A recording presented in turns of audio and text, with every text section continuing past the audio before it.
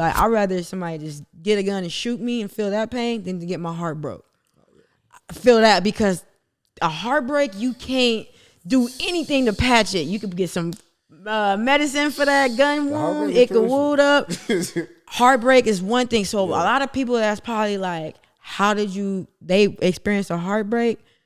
Look, Jesus, and just mentally staying strong, mentally picking yourself up, looking in the mirror and mentally saying, you're better than this. You got this. You can do this. Today it might be hard, but God's got you. God, Jesus, I'm going to go Jesus' way because God is such a, people that are Buddha. I'm not talking about Buddha God. I'm talking about Jesus, okay? Grown to be a woman who clearly has a deep relationship with God. Do you feel like your family played a big role in you getting there? Like, do you feel like, and if so, like, how did that happen? Like, how did you get to this point of like being someone who like has such a deep relationship with God? Did it happen kind of like outside of family? Did family kind of like help curate it? My mom was a Sunday school teacher. Yeah. So I grew up in the church. My mom, every Sunday, she went, she teach, and she was like, she didn't force us to go. That was the thing. She gave it to us as an option. Y'all want to come with me? You can come. If you don't, you don't. Because she grew up Catholic for a minute in her life, but it was forced on her. So the Christianity part on my mother came from her kind of growing up, and it was introduced to her from a family member. And she's like, oh, okay. All right. And then when she started to know God for herself, she's like, all right, that's it. And she was a Sunday school teacher. We would go to church, but she wouldn't make us go. She wouldn't force us to go. I remember she said out of all her kids, I went to church on Sunday. And, you know, at the end, they always be like, anybody want to come for special prayer? Come on up. You know how they do that? Yeah. So my mom tells a story all the time. I think she says I was anywhere probably like 7, 8. I was young, 8, 9. I was under 10.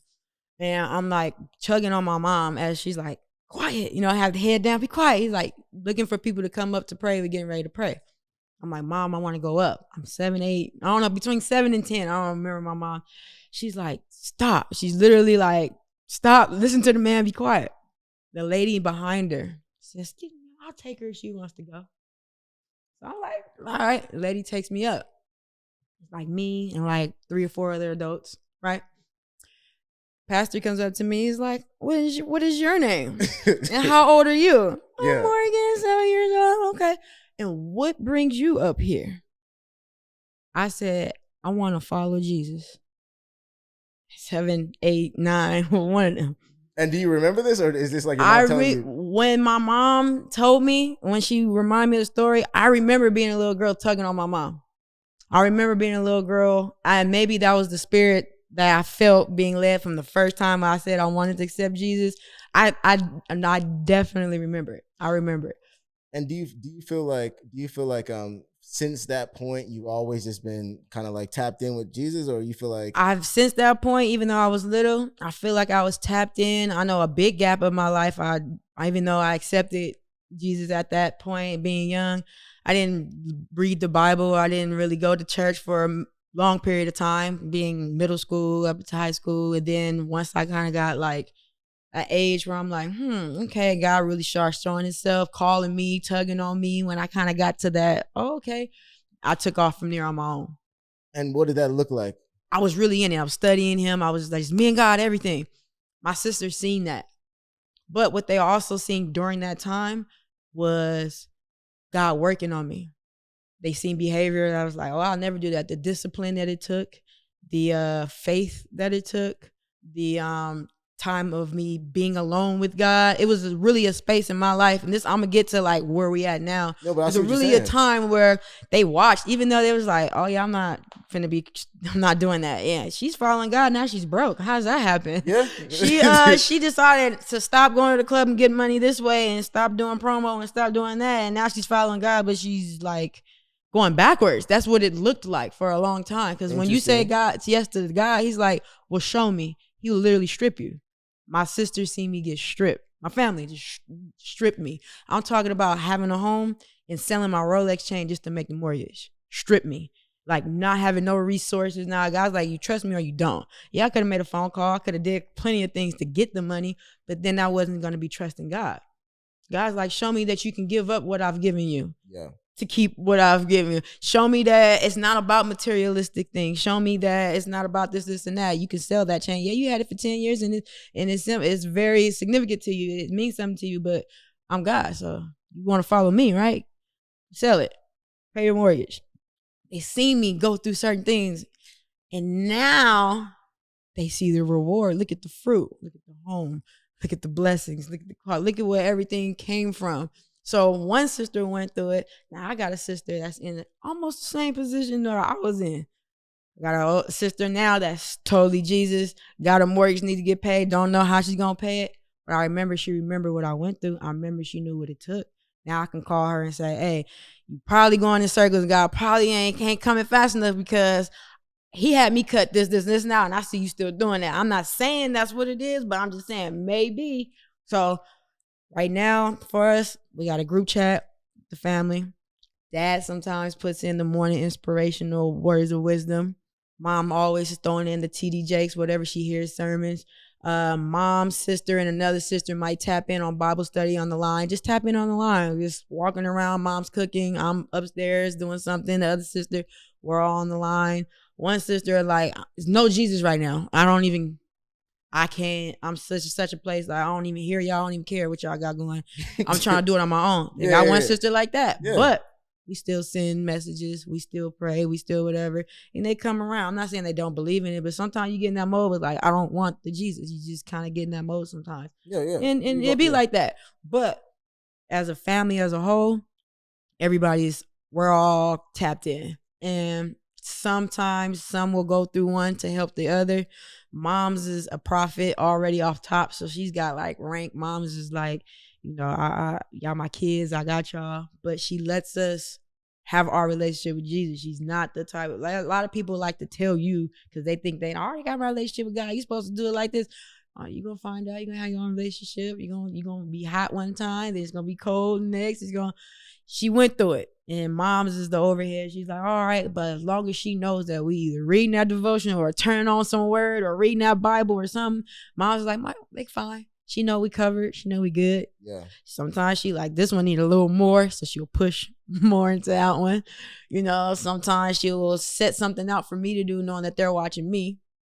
And maybe they'll get it. Because sometimes we don't like to listen to the parents even though we know they're right. But hearing it from somebody else is like, oh, Mom's like, I've been telling you. I've been telling you. Yeah. So that's kind of like where we are as a family. We definitely we locked in. So first off, shout out to Moms, right? Because she really sounds like the OG who's really been holding it down from the jump. Moms is secret sauce. and then it also sounds like you really like are the one, if anybody, like who the message really stuck with, and you really led by example for a little bit. Yeah. And you really kind of were like just walking in it, like. It sounds like no matter how life was going, rain or shine, you kind of still were sticking with God. Mm-hmm. And it's interesting because you were even saying, yo, like my sisters are looking at me like, yo, God don't seem to be working for you right now. Like, mm-hmm. and that's real because I think like especially my dad. Oh, really? My dad he's hustler. Yeah. I'm a man, I make it happen. So taking that from someone saying, because God says, I'm the man, I make it happen. So if you have a mentality saying, no, I make it happen, hey, somebody's got to give that up. So saying that my dad raised me to be the hustler, the go-getter. I mean, it's so crazy that growing up, my dad was always out the house before we went to school. So like sun up 5, 6 in the morning. He always came home at dinner. We never seen dad during the day. Yeah. But if we sitting on the couch watching TV and dad pulls up, you better get up and start sweeping. You better get up and do something. He don't like lazy. Okay. He's like, you know what I'm saying? Right. Like, that's dad. So he's seen me at 3 PM in my pajamas, in bed, with sticky notes and devotion and Bible and books of Jesus, this and that, and popcorn. And I'm studying. Like, I'm literally in God's world right now. I don't care what's going on outside. I don't care to get dressed. I'm like, I'm on a mission right now. I need to know this, man. What he's giving me is enough. I don't care what you got going there. I know you raised me this way. I appreciate it. If God gave you the strength to get up every day and go out there and get it, he's not just going to give it to you, Morgan. He's giving you the strength. He had his view on how he felt was going to work. Okay. And I just had to keep on knowing, just keep the face thinking, all right, I feel you. All my life I ran up under you. So now dad is like, this is God. He believes in God, yeah, but Yeah. everybody's got it's different relationships. You know what I'm saying? So when I said, Pops even looked at me the most like, you went from that. This is not working. Like, this is not you. What are you doing? You know, because he strips you. Like, having a kid and being spoiling a kid and then stripping them from everything. It's like, what? You know, you kind of have that, what? What did I do? Yeah. But it's something that he wants to make sure before you get all this that you're ready. So you gotta be stripped. Yeah, that's crazy. So it sounded like you really had that like super nerd God phase though. Like it sounded like you was really locked in. Like they were saying I was taking it too far locked in. It sounded like you was kind of like, you was really locked in for real. But look. Yeah. So okay. So then what? Why were you so locked in back then? Like what exactly? I was tired of life. I was tired. I knew in my spirit, I knew in my mind, knew in my body that it was more for me than whatever was going on in the world. This one little house in Compton, my little dirt bikes, and my little Instagram, whatever. I'm like, I know it's more. I should be a millionaire in my brain, my mind. I'm like, God's got more for me. And it wasn't just materialistic. I mean, career. I mean, doing things that fill me up, makes me happy. There's people out there that makes money doing things that don't make them happy at all.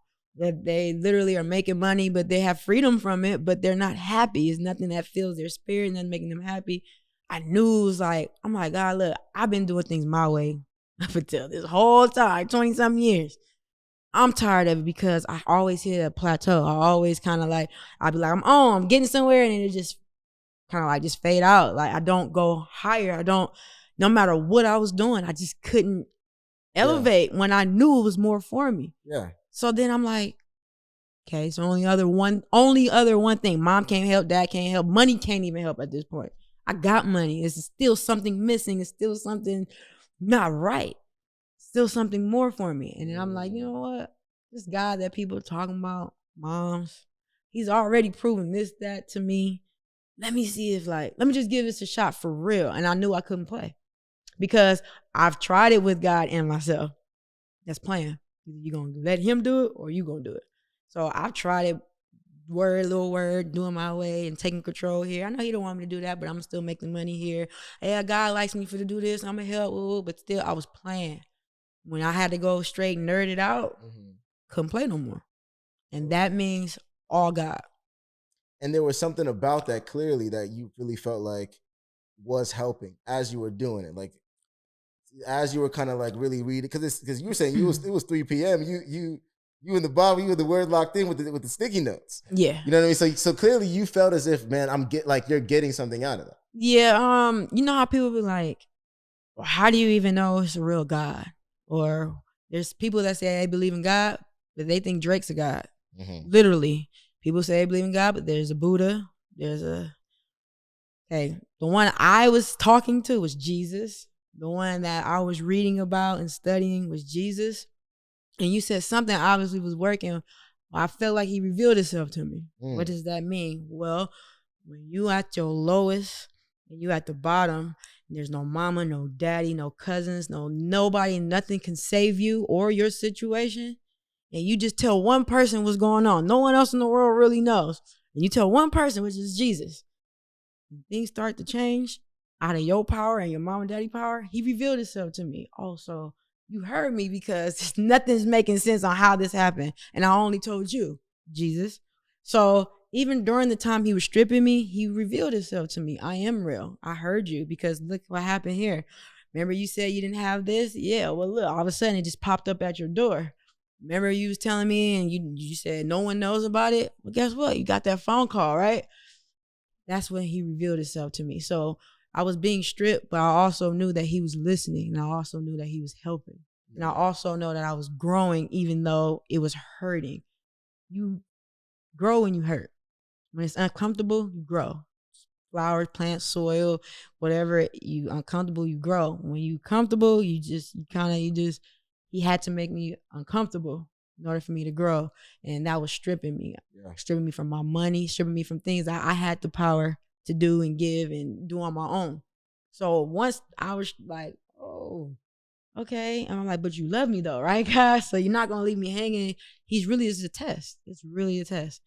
Well, who walked around for 40 years when only supposed to take like 8 days? It was the attitude of it. It was the, do you really trust me? Because yeah, I could sit there and be like, yeah, here you go, you pray for this, but then you're gonna forget about me tomorrow. So let me see, even at your lowest and with nobody around, you still love me, still gonna call on me. He had to really I had to go there. Like that's what's up. And hearing this, mm-hmm. I like what I'm hearing because I think it highlights a couple of things. Like one, it's important that you within family, when you're close, Mm-hmm. the biggest thing, and I truly believe this, I think the biggest thing that's that will resonate with your family members is just leading by example. Mm-hmm. And it sounds like you genuinely took on a relationship with God and your family's close, so everybody was watching. Mm-hmm. You know what I mean? Yep. And when everybody was watching, they took notes of when things looked like they were working and when things didn't look like they were working. Mm-hmm. And it looks like, of course, as time goes on, they've looked at the overall lifespan of Morgan when she was tapped into God and when she wasn't, and they've made their assessment on things. And it sounds like your leadership is clearly resonating with the family now, right? And that's what's up. And it's funny because it's like even what your dad was saying, with you, kind of, it's like. I mean, I don't even know if he was off like that, because he did have a point in just saying, "Yo, there's work to it." But it sounded like you knew at that point in your life, look, I got to take a crash course on Jesus. What my dad was kind of saying was like, yeah, pray, but still do your part. Yeah. And God told me my part was just to be with him. At that point in time. Yeah. So I get what he was saying, but God already then told me nothing. I don't want you doing anything. Yeah. Just talk to me, spend time with me, be alone with me, read about me, listen to me, do things go help. I was feeding the homeless. I was in shelters, not putting this on Instagram. People need help out there in this world. I was praying for people. I was really serving in shelters and stuff like that. All my sisters is out partying. It was just the time that I was just in that place. It was just for a little period of time. But the payoff anytime you roll with Jesus, anytime. It could be for a whole year. It could be for 2 months. It could be 2 days. You roll with him. They was like, God got way more for you than you think. For sure. And I resonate with that. And I like how you talk about just the fact that you can see the difference. And from what I'm getting, it also sounds like it not only was a difference externally, my life was I was just in a bad place, just with my career. So it sounds like you also just internally really felt at kind of at peace and felt like you were where you belonged when you were connected and when you were aligned with God. I had purpose. Yeah. So I felt like up until that point, I was doing what I wanted to do. I was doing things that made me happy, that felt good to me. But there was no purpose in life for me. I was just living. And then once I got into that God mode, he created me. He made me. So it was a purpose before I even got here. So I had to go back to the person, not mom, not dad. Mom and dad can't tell me. I can't tell my son what his purpose is. I made him. But God already had a plan and a purpose and everything for him. So the only way to get that is to tap back in. So I was at a point where I'm like, all right, cool. Yes, all right. This was after the TV show. I was on TV. I was on top of the world. I was making money. A girl from Compton. This was after the TV show. I just was like, something ain't right. I'm tired of being tired. And I know that I'm not supposed to be struggling. God doesn't want his people to struggle. God doesn't want you to lack. God doesn't want you to be without at all. He doesn't want that for any of his children. So I'm like, what am I doing wrong? Well, you're doing it your way. That's what was wrong. You're doing it your way. Yep, you got far. God allowed this to happen. He allowed this blessing to come. He allowed this. But at the end of the day, that still ain't what I have for you. You got to come to me to get that. I like that. And I think it also just highlights how even when you were going through rough times, you knew they were aligned rough times when you were with God, because it sounds like you had that inner peace of knowing I'm still where I need to be. Mm-hmm. I'm still doing what I got to do, and that's what's up. And I feel it. So then, all right. So then, right now, you're in a place where you're not. So not only have you led within your family that you were born into, you're now in a position where you've just started a family of your own. Mm-hmm. Congratulations. Appreciate it. You know what I mean? Thank you. So you just had a son. Mm-hmm. Of course, we just heard the story of your mom and how she took you to church. now that you're in more of a leadership position within ushering a new generation. I got you. How are you feeling about everything? Like, Seeing how my mom laid out that blueprint, yeah, she's giving me a good idea of how I need to run my household. I love that she didn't force it on me. I love that she didn't make us go, but we were drawn to it. She just set the example and the tone in the house. So even now, my son's not even 1, but when I go to bed, there's TD Jakes. He's hearing the word. My son literally only can say mama, dad, certain words, but he can say, praise the Lord. It's what you put into your kids. So I'm just constantly reminding him, this is Jesus. I'm praying over him. When things go wrong, kid, he can't even talk. He's just, as long as I just download that, he gonna be fine. Remember I had that big nerdy Jesus go all out? Yeah. All right. I got promoted by Jesus. Okay. Meaning, all right, you show me. All right, like you did good. You know, it's been a long time. All right. Yeah. Go ahead, sell your house. We're gonna get you a new one. When I sold my house, I had no idea where I was gonna go. I just off faith. Boom, got a real big, nice mansion, not mini mansion, nice house. Okay, cool. I started like, all right, when you get promotion, you like to party. Yeah. And what I mean is that I got comfortable of like, I wasn't in that training session no more or whatever. So I kind of didn't need to tap in as much every day all the time. You know what I'm saying? It wasn't stripped. I didn't need him as much anymore because he gave me a promotion. Yeah. Yeah. Meaning as far as I needed him when I was in that dark spot. I needed to know the next step. I needed to know what was coming next. I needed to make sure I was good to pass the test and make sure. And now I was, oh, okay, boom. I feel like I was on a honeymoon stage. Meaning, oh my gosh, honeymoon. You get what I mean? You felt like you had everything you wanted out of life. Right, I had everything. And it was kind of like, and then we've all been there, right? You get to a point where it's like, yo, like, I'm feeling so good. And you can sometimes almost forget, like, yo, dang, like, yeah, God got me here. And you can almost just be like, all right, God, I'm going to put you on the shelf for now. Life's lit. You know what I mean? Pretty much. I kind of just forgot, you know what I'm saying? It felt good. Yeah. Life was good. I forgot. Not even forget. You can't forget. But it's one of those, like, you don't make it that priority no more, you know, kind of in a sense. And then it just really got bad when I got, like, into a relationship.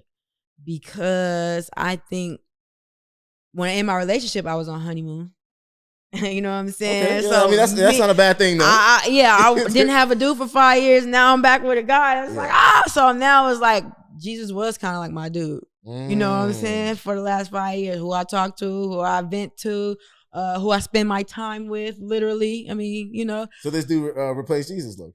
Kind of let him. That was on my bad, though. That was my bad. I shouldn't have did that. You know what I'm saying? So, just not consciously though. Like I wasn't. I'm kind of, but I see what you're saying. Yeah, like I wasn't aware of what was happening. It was just like, oh, I'm talking to God less, but I'm in His face all the time. You know what I'm saying? Sometimes we can put things above God. Do you feel like you may have put the relationship above? I do feel like I did. Okay. I don't even feel like I know I did. I know I did. There's lots of stories I can say from the past, from being younger, from being whatever, to feeling a certain way or putting something before him and him showing me like, I will take it.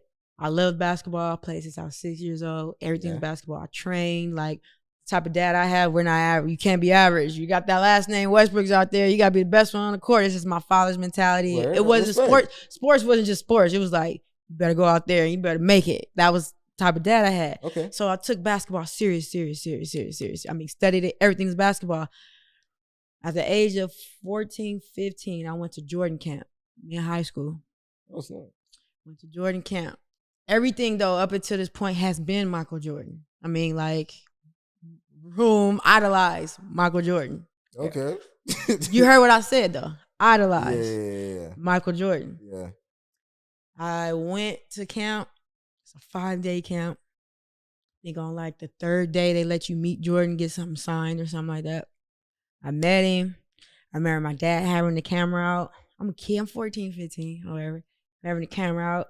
And I had won the game, whatever. I'm like, man, I just met Michael Jordan, man. I could die now. Like, I don't even care. Like, I met Michael Jordan. I remember saying something like, that was the greatest thing ever. The next day, I tore my ACL. I idolized Michael Jordan. idolize. God doesn't like idols. You know what I'm saying? I really feel like even at that time, that was just a check. I didn't die, but I had to sit down for 6 months from an ACL surgery. I'm just saying that when you are someone God truly, really loves and cares about and has that relationship with, and he's like, I got a plan for you and this and that, you can look back at your life and be like, dang, I remember I got into a car crash, but I didn't die. He was just checking you, made you sit down, made you realize, probably brought y'all back closer because you was probably really wilding out. You probably idolized or was putting something before him for too long to where he had to sit you down. When I say my room was Jordan everywhere, I mean, like, I was a kid. I didn't really know what I was doing, but I'd had a relationship with God. So I didn't know about the idolizing or putting anything above him. But best believe when I was 6 months with that torn ACL, Jesus, am I ever gonna get back on that court? I had to start talking to him. Had to get closer to him with nothing else for me to do. See how he got my attention?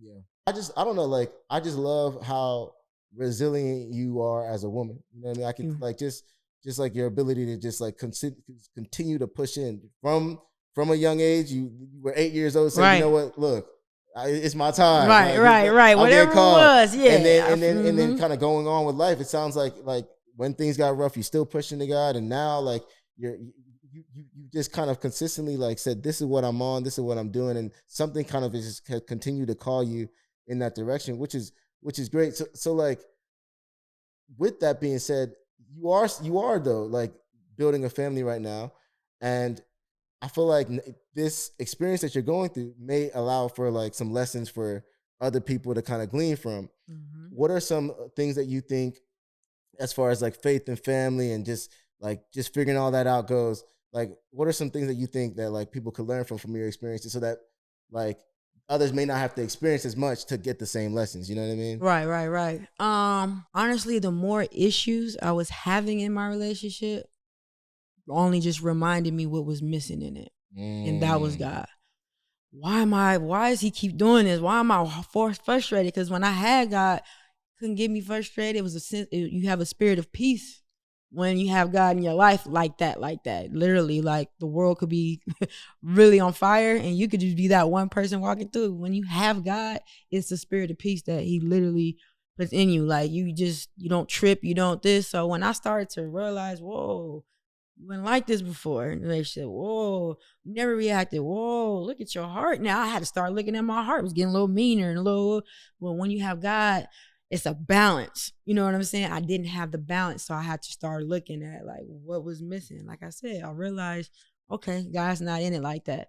At the time, the guy I was with, he actually would read the devotional in the morning and he'll say a quick prayer. And I wasn't even doing it. Oh, wow. Mm-hmm. At the time, I don't know why. Nothing was drawing me to the wanting to do it, or I seen him doing it for a little bit, and I just didn't have that connect. I don't know what it was. I really still even thinking about it. It's like, why didn't I at that time? He was doing it, but I wasn't doing it. I don't know if I was just so mentally just all over the place because of the relationship and what I was going through that I was just like, I don't want to even hear it or see it. But it got to the point to where I'm like, all right, now it's too much. Now I can't even help myself. And last time I remembered that was when I got all geeked out and said, all right, God, you can have it because I've been trying to do it my way. So when I couldn't even help myself, I said, all right, you know what? I know what the problem is. But even for me to even get right with God, he can't be around because he's bringing too much of what I'm not supposed to be and too much issue, too much problem. He ain't even right. So I can't get right around someone that ain't right. We both ain't right. So we gotta need a little separation. So I needed a little separation. And during this time and even in this time, I don't know what he got going on, what he doing. But for me, it's definitely helped me get back to, okay, God, okay, now I gotta evaluate myself. Okay, where do we go wrong at? What is this? What is that?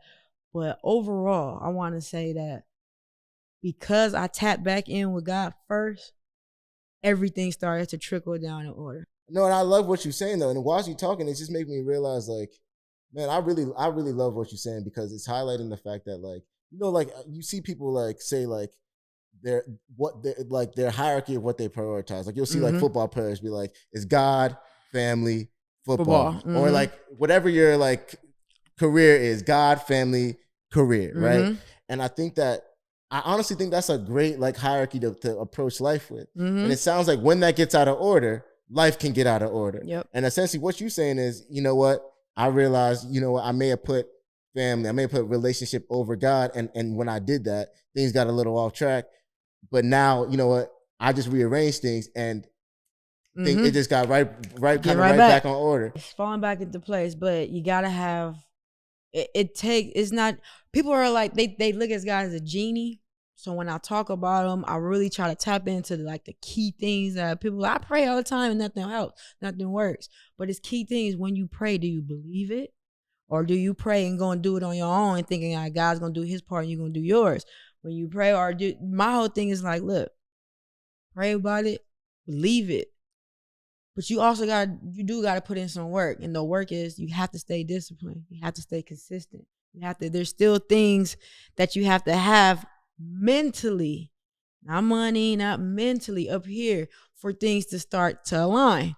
Because mentally, you got to have God first. Mentally, you got to prioritize God. It's all in your mental. It's all in your brain. All up here mentally. So I stress that mental health, that all of that. But still, people are like, I struggle with mental health. Look, man, there's some secret sauce out there called Jesus. You just add them in with whatever you got going with life and you believe in, you have faith in it, you're going to be okay. When me and my baby daddy broke up, things got real bad, I literally looked in the mirror like, what happened? Because the way things ended really didn't make any sense. I mean, it's excuse after this, this just didn't, wait, what? It just don't make no sense for two people to have the history and the love that we had. Just didn't make any sense. And sometimes that's how God works. Things don't make sense. So the way that things ended let me know that God was in control, because I know that God knew my heart and he knew that I would never leave this man. It wasn't nothing that he could do. God knew how much I loved him and he knew my loyalty. He knew I wasn't going to leave. So he had to make it to a point to where it didn't make no sense. Like, why is this dude not coming back home? He just wanted to do what he wanted to do. A lot of people on the internet are like, this nigga stupid, or he crazy. Why is he woo?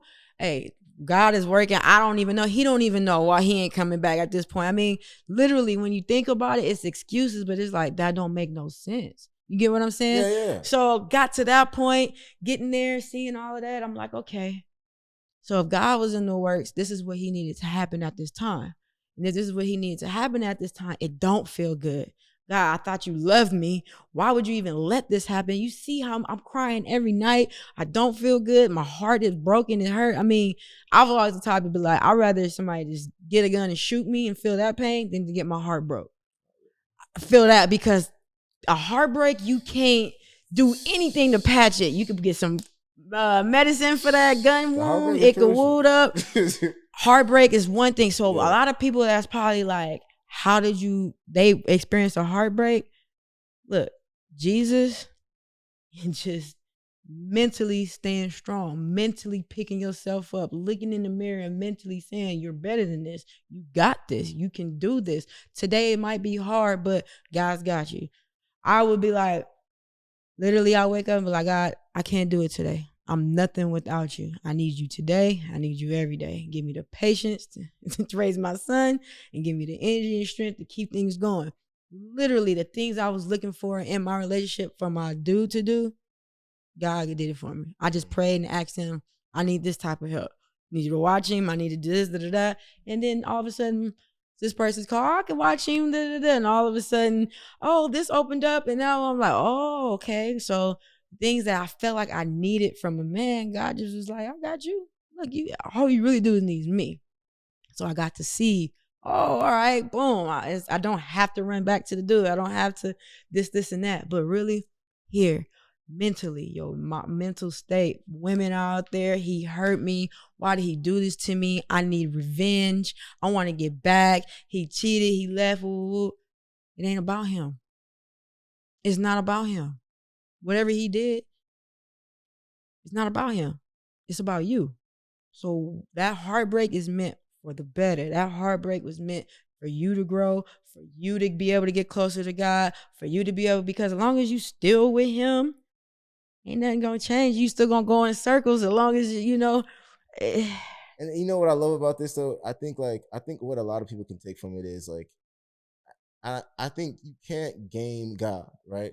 Like there's been times in my life where like I know for a fact I was heavy into God for something. Mm-hmm. You know what I mean? And like I see, I'll speak for myself, but there's been times where like I know, like, you know what, I really want to be this millionaire. I really want to be this extremely successful man. I'm gonna connect with God for that. And if I'm being honest with myself, I know that I was putting those things above God. And if I got those things, I probably wouldn't be as focused into God as I was at that time. And I think that what this shows us is, yo, if you get what you think that you want without God, then it's not going to be a blessing like you think it is. And seeing that, I'm just like, I'm encouraged to really focus on God because he's God. You know what I mean? We focus on God because he's God and understand that what he has for us, being God, is all we need and is our best like option. You know what I mean? And I think like that perspective is really like all you're saying right now. You just, yo, like if you're in God, and not saying that you were doing this, but if you're with God because you want to get into a marriage, make sure that you're not prioritizing the marriage over God. Right. If you're with God because, oh, like I just want a husband, or I just want a wife, I just want to be in a relationship, you may get that and miss God. And if you get that and miss God, then you didn't even get anything that benefited you. Right. And it's like, God will check us and sometimes let you get what you thought you were so thirsty for. Not you. No, for real. But, You so thirsty for it, you gotta have it. Yeah, and then it's like, you know, what did that do for you? All right, so now that you kind of like out there, just come on right back. Understand that, look, I got you. You know what I mean? And he'll get us right. Yeah, I think a lot of people, like I said it, they think God is a genie. I'm gonna pray, I'm gonna do this so I can get this in return. God's like, that's not how I work. I just want to have a relationship with you. All the other stuff will be given to you. I want you to have more. I want you to do this. I want you to do that. That's what you're asking me, but I'm not going to give it to you. It's like knowing that somebody is a millionaire and you only around for their money. That's kind of like how God's probably feeling. Like, you only around because you want this, but the person is like, I want you to be around for me. Yeah. You get what I'm saying? And to be, just to kind of play devil's advocate, it is not the easiest thing to do. Oh, like, no, it's not. And I think like with life, you gain more, your faith increases as you kind of like, you kind of grow with your relationship with God and you see some things. You know God what I mean? knows that it's not easy. He knows how bad the world is. He knows it's not easy to have that. The last thing people want to do is talk to somebody imaginary or something. You know, I know that he knows that this is not easy. Exactly. And that's why the reward is so big. That's why everybody wants to be a millionaire, but it's not easy to become a millionaire. The work that it takes to put in to be a millionaire, that's why you don't see too many. That's why it's like, okay, you know how hard it is. God's like, I know how hard it is, but you really love me. You're not going to come to me and just ask me for stuff. You really love me, you're going to come and you're going to have a relationship with me. And then you're going to get everything, you know, and then it'll come to you, you know what I'm saying? Then I'm going to show you. You even think that having this house right here is enough. I got a house double what you think you want. But you just asking me for that. I'm telling you, I got bigger and better, but you ain't even asking me for bigger and better. There's so many people praying for this. And God's like, I got this. But they see, that's what, here. You got to see yourself more. You got to see yourself bigger. You got to see yourself in God's light. You got to see how God views you. And that's another thing. That love that it's a difference, man. No, it really is. And I think that like, it's just, man, there's so much to it. Just kind of, I don't know, like, I just really right now I'm feeling like, if you're listening right now, you're like, all right, like, because it's to your point, like God, it's like it could sometimes feel like you're talking to like an imaginary person, right? Mm-hmm. And it's like, all right, like I see like a marriage, I see the millions, I see a career. I don't see this God that you're asking me to put above my family, that you're asking me to put above my career, right? And I think that like it's important to highlight, like, yo, like you don't start just.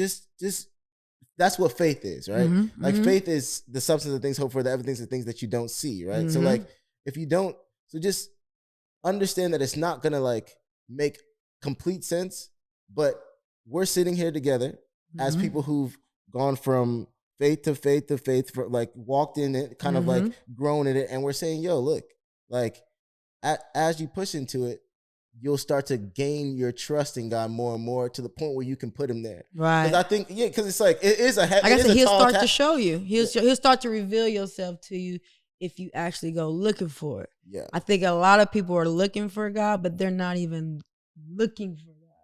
They're calling for him, but they ain't looking for him. That's what I'm trying to say. It's like hide and seek. Where you at? Where you at? But if you ain't looking, you won't find it. You know what I'm saying? People are calling for God, but won't open the Bible when the answer is there, but won't actually go and like spend time with him and go to church and do things where you know you can see him. Exactly. And I like that you said that, because I just remembered, like, you gave your 8-year-old example. I remember being a little kid, like, yo, like when you first find out God is real, it's like, dear God, you know, please give me my favorite snack in front of my face right now. Right. And then you open your eyes and it's like, dang, yeah, see, I knew this guy thing. But it's like, to your point, you're looking at God as like a genie. You can't fool God. He knows your heart. So while you sitting there, can I get this? Can I get that? Or God, I promise this is my last time I'm gonna stop smoking. He already know. So when you stop fooling yourself, that's when you start fooling God. Once you stop fooling yourself and fooling him, that's when you're gonna see him the most.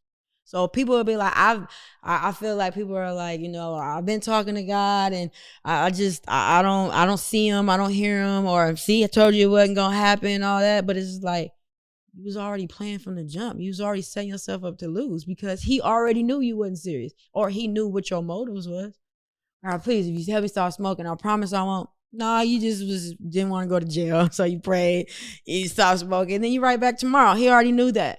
But had you really knew your heart was serious and sincere, and you would stop or whatever, you'll probably start to see whatever result, whatever you was looking for, you would have seen it fast. You can't fool God.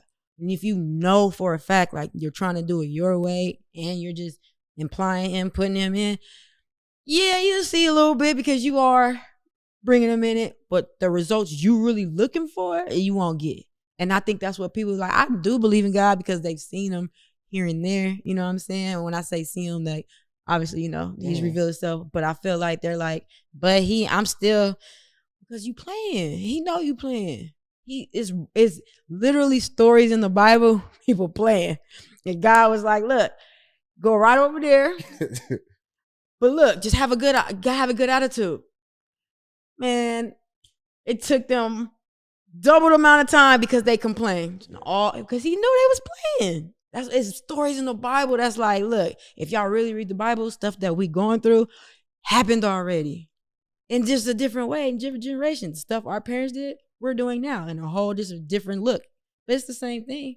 Our parents are doing it that way, and now it's 20, 30, 40 years later, we're doing it this way. What happened in the Bible is happening now. We have the examples. So, you know what I'm saying? No, 100%. It's like, and by reading the Bible, you learn about how God works. How he works. So then you're not as ignorant, right? So that you're not being like, hey, God, give me $1 million, opening your eyes and don't see it, because you understand, oh, that's not how God works. This is how he works. And you find out how he works through reading the word, learning about him, reading the word. For example, there's probably people that's like, I smoke, I drink, I do this or that. God, Jesus, I'm going to go Jesus' way, because God is such a, people that are Buddha. I'm not talking about Buddha God. I'm talking about Jesus, okay? Jesus, this and that. Well, he'll never answer my prayers because I'm out here doing this. Man, did y'all not know Jesus was running with prostitutes and sitting there with thieves, you know what I'm saying? Walking into rooms, washing feet of people that lie, steal, kill, all the above. You know that Jesus took people that was literally killing people and making them into a better life. Like he likes people that feel like I don't got it all together. Like that's what he's looking for. And you sitting there like, well, I can't go to him because he would never. He's perfect. I'm like, man, I know you a mess. Come on with it. I ran. But if you read the Bible, you would know his character. Like he ran with people like me. He ran with people like you. You know what I'm saying? Well, we not perfect. We not better than nobody else. Exactly. But like he kicked it with people like us. That's why he's here. That's why he died. Because he knew, like, yeah, that's why he did it for us. You know what I'm saying? He ran with us. But people have this, is God, he's perfect. So why would he have a relationship with me? He know I'm out here doing this, and he know I'm out here doing that. He been running with them folks. You know what I'm saying? He been running with folks like us. 100%. So if you somebody that's felt like, hey, I'm too messed up for God to even talk to him, actually you're the perfect person. Because all throughout the Bible is examples of people that were like the most out of whack, craziest people, and they have the best success stories. Exactly. So I like when I'm a mess, because I know I'm in the perfect canvas for him to paint on. Yeah, no, 100%. Well, hey, I feel like family, you're doing such a great job of appreciate it. And yeah, I feel like, to be honest, I learned something every podcast, and I think the biggest thing I'm taking away right now is just knowing, man, like you can't let anything replace that first place spot outside of God. You got to keep God there. Got to keep him there. You know what I mean? And it's just that simple. Yep, because once he don't, you gonna see everything get out of whack. But yeah, that's it. Say less.